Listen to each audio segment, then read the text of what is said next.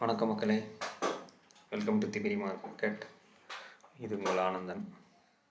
So இன்றைக்கி நம்ம என்ன பார்க்க போகிறோம்னா ஓகே ஸோ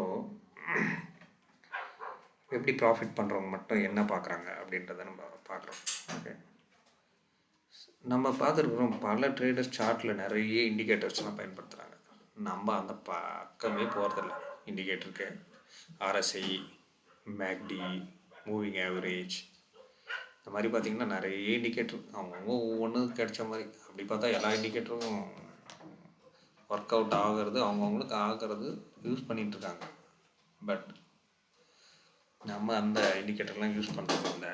பட் மற்றவங்க இண்டிகேட்டரு இல்லாட்டி அதெல்லாம் பார்க்க தேவை. ப்ரைஸ் என்ன நடக்குது இப்போ பாருங்கள். இங்கே இவ்வளோ பெருசாக ரெட்டு கேண்டில் அப்படின்னா என்ன அர்த்தம்? பையர்ஸா? இது கிடையாது, செல்லர்ஸ். ஸோ இப்போ நம்ம ஒரு இது எடுத்துப்போம். இந்த இடத்துல பாருங்கள், இவ்வளோ செல்லர்ஸ். நம்ம 1 hour சார்ட். ஓகே, நான் உங்களுக்கு சார்ட்லேயே வந்து எக்ஸ்பிளைன் பண்ணுறேன். ஓகே, ஸோ சார்ட் டெய்லி இப்படி கூட எடுத்துப்போம். இது bank Nifty or Nifty 50. Okay, this is so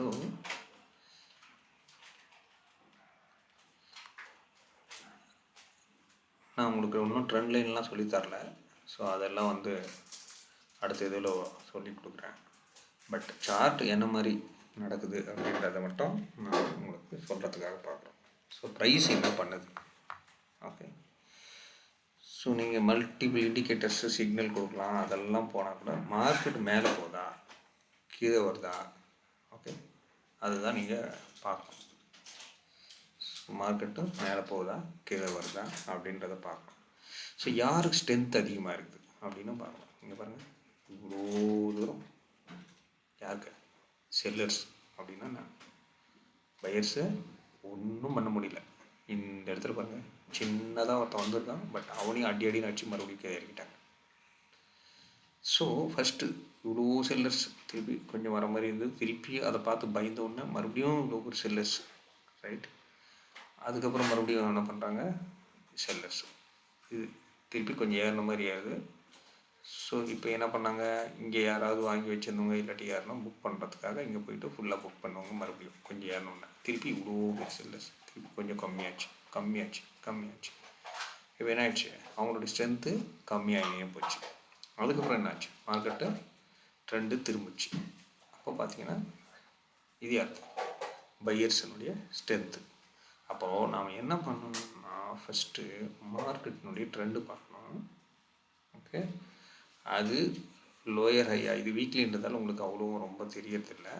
but இப்போ நீங்கள் இதில் பார்த்தீங்கன்னா TCSஓ இல்லை இன்ஃபோசிஸோ இல்லாட்டி எடுப்போம்.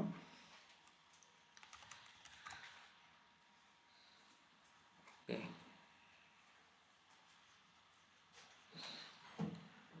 1 hour.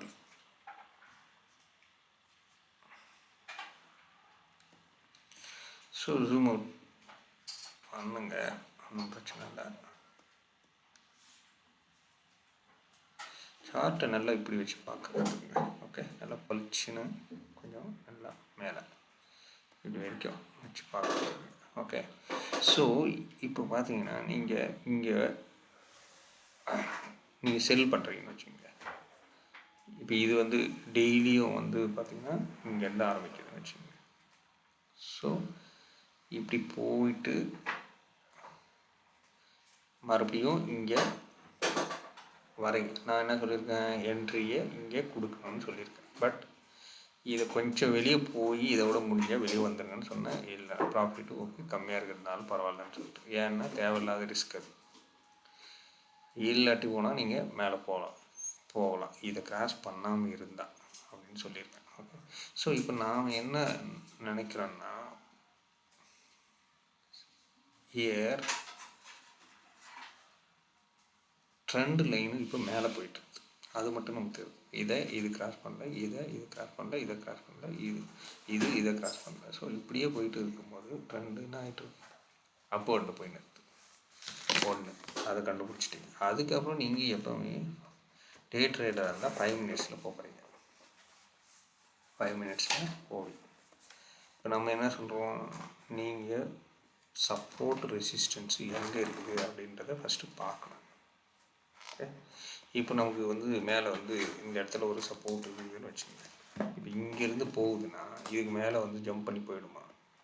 கிடையாது. அதை பார்க்கணும். இப்போ நாம் எப்படி கீழே இந்த இடம் வந்தால் வாங்கன்னு சொன்னோமோ அதே மாதிரி இங்கேயும் நீங்கள் என்ன பண்ணுங்கள், உங்களுக்கு கான்ஃபிடென்ட் லெவல் அதிகமாக இருந்தால் இதை விட கொஞ்சம் மேலே போய் க்ளோஸ் வச்சா வெயிட் பண்ணுங்கள், மேலே போகும். பிரேக் அவுட் ஆச்சுன்னு. இல்லை க்ளோஸ் பண்ணலை, இதுலேயே முடிஞ்சிருச்சு, பட் இந்த லைனில் வந்துச்சுன்னா வெளியே வந்துடுங்க.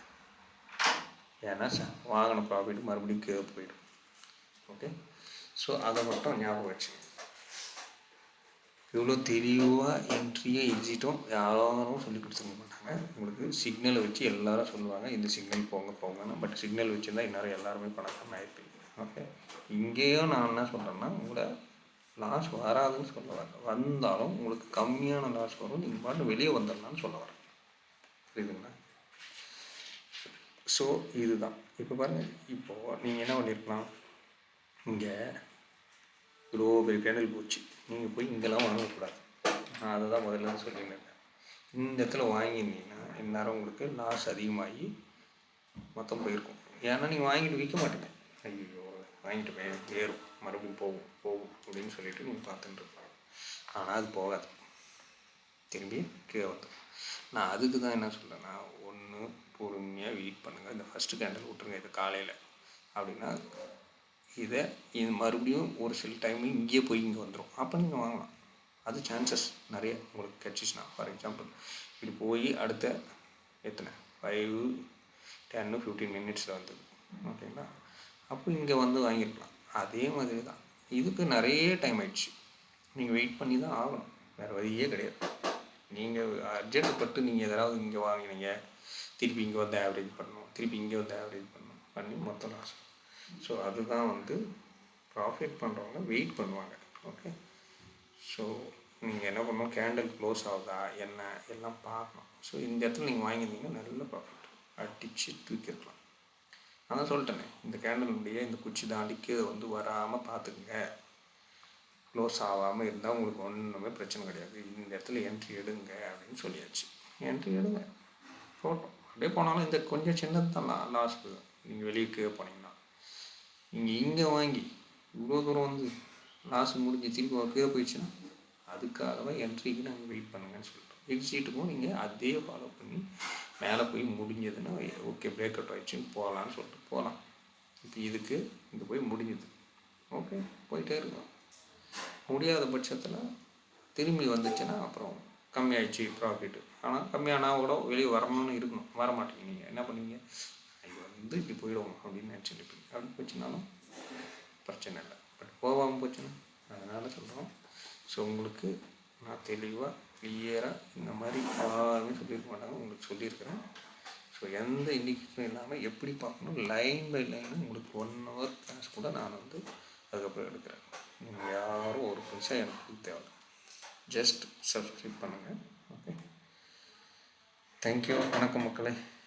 அடுத்த ஷாட்டில் நம்ம பார்க்கலாம், அடுத்த வீடியோவில்.